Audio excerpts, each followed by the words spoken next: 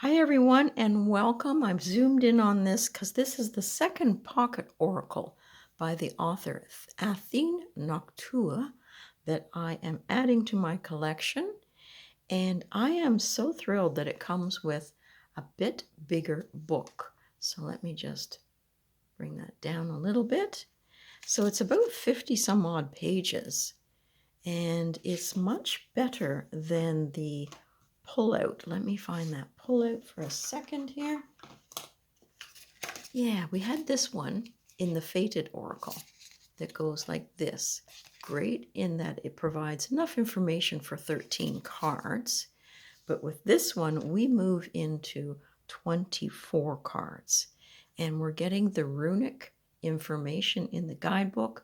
I noticed that there are quite a few spreads in here. This is more like a 9 card from a Lenormand, which is kind of neat. You've got a road spread for the fork in the road, and you've got the ultimate outcome spread. It's just wonderful. Now in here you're getting the symbol that we're going to be using in the runic, plus the name, plus the familiar that they have put on the card. But you don't get the image of the familiar in here, but you do get information. And that is what it's all about. So the box is a little bit thicker because it is 24 cards. And let's take a look. I've just unwrapped it and I am thrilled with the cardstock. Really nice. There's your backs with all the runic symbols around the outside. And this looks like a globe, a sphere, a moon. Not quite the moon to me, but there it is. And we do see this similar pattern in one or two of the cards in the Fated Oracle, and it does appear here as well. So let's take a little peek. I'm going to set these down so that I can also offer a little bit of information through the book. Not much, just enough to get us a taste of what's going on. Now it does suggest in our little book here that each card was given insight and a chosen familiar with some details about the runic symbol. 5 key words or phrases are offered, suggestions on how to use the rune, and such. So there we have Fehu. And that is the squirrel. And it's all about wealth, luck, abundance, energy, and fertility. Our second one. So these ones are not numbered. Now this is the bull, standing for strength, power, health, endurance, and manifestation. So your symbols at the top and the wording down below. And it'll take a while for me to get comfortable in saying each of the symbols. So we have our wolf here for protection, defense, and it supports and aids our defense against adversaries. We're calling on the wolf there. All right, we're on to the raven for communication, insight, and inspiration. This symbol I use a lot when I travel, and it is for journeys, movement, and being on the right path, and I use it for protection. There's another one for the barn owl. So it's ability to find the knowledge and the insights in finding our true path. I think these are gorgeous. The cardstock is really nice. There's Gibo, the swan. And this is a really nice one. I always rely on Gibo when I'm trying to attract good things. It's gifts, it's partnership. Oh, and it does say here with this one, with its deep connections to energy exchange, this rune aids sex magic. Use it to seal sacred unions and things like light fasting, hand fasting. Ooh, okay. So there is Wonjo.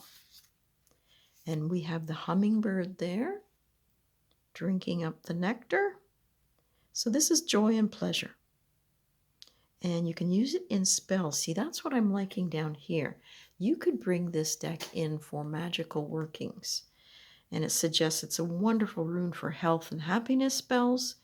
Sprinkle a ground vanilla pod in the shape of the rune on your warm morning drink. Oh, fabulous. There is the scorpion. So this can be used in magic as well. If you're going through a stormy time and finding growth on the other side, when you work through it, it suggests using it for shadow work. Okay, this is our badger, and it is a honey badger. And it looks like a bit of an eclipse going on there.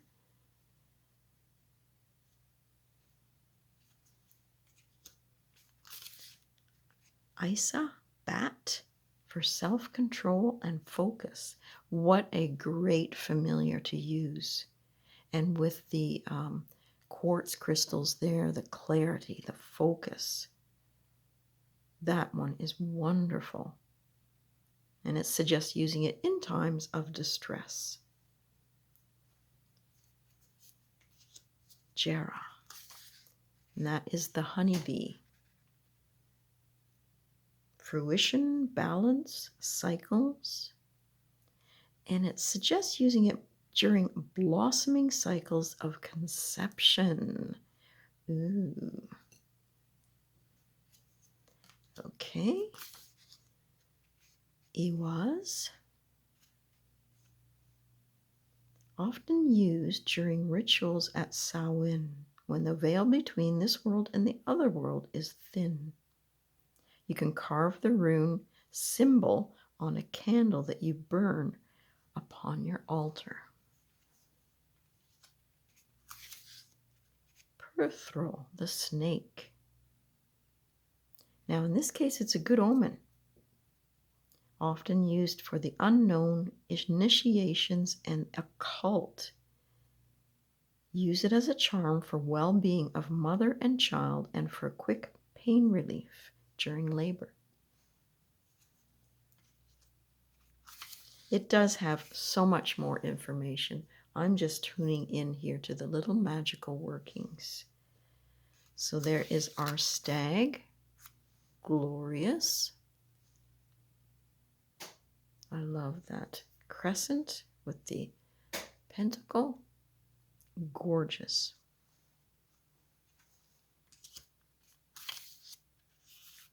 Now this one talks about using this symbol for success and sensuality. And a lot of people wear this apparently to enhance their life force and their energies. Tiwaz, the eagle. Interesting with the sword there. So it's justice, honor, sacrifice, loyalty, and victory. So if you're working on magic where you're trying to bring in something that's fair to both parties, it says you can draw it on a tiny rune, some symbol that you can carry, and use it lemon juice on the corner of legal documents. Burkano, the hare.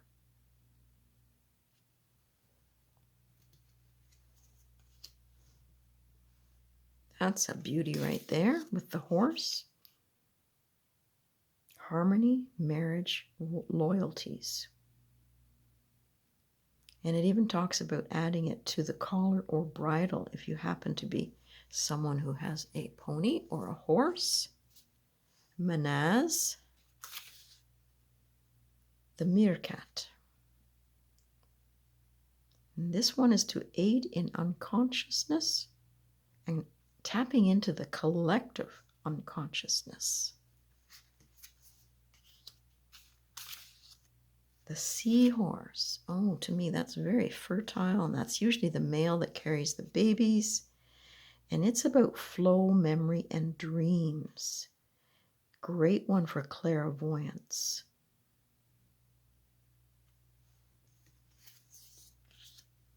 Ingwas.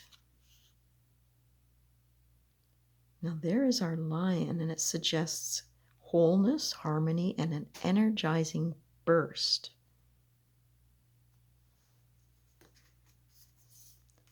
Degas. Let's see what it says there. So we have our butterfly. Very, very tender, light little wings here, and the pupa down below. Neat.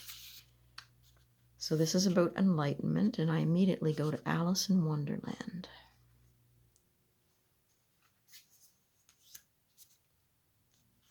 So this one is Othello, the hermit crab. Very pretty. And it gives you the ability, when you connect with it, to the land and the ancestors. And that is it. Wow. So let me do a quick little shuffle, and we'll see how 3 look together. I like a deck that gives you flyers. It's very nice to shuffle.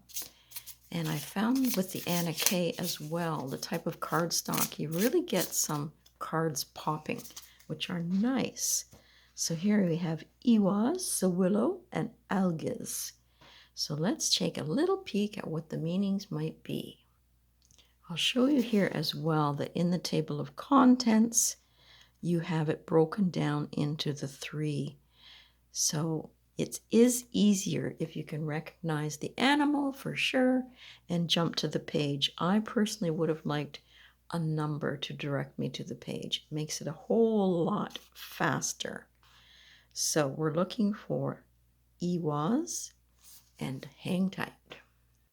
So if I take in just the keywords right now, it's indicating that we might be in a position of doing some teamwork and to trust and work on the union of that.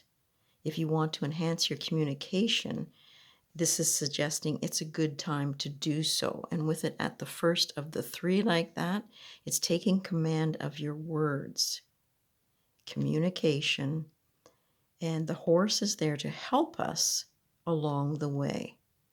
And to tap into the power of the horse. The horse to me is always movement. And like in the Lenormand, the horse with the rider can bring news.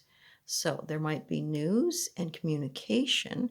And let's see what the other one is suggesting here. Page 32. So I might have to find a way of numbering these for myself. I do have one of those white markers that I might have to put a little number there until I get used to it.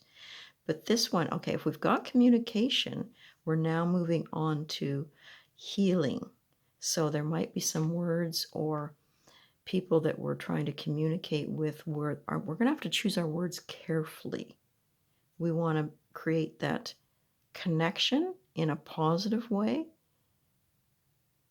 And we want to also be on the winning edge of it. It talks about here victory.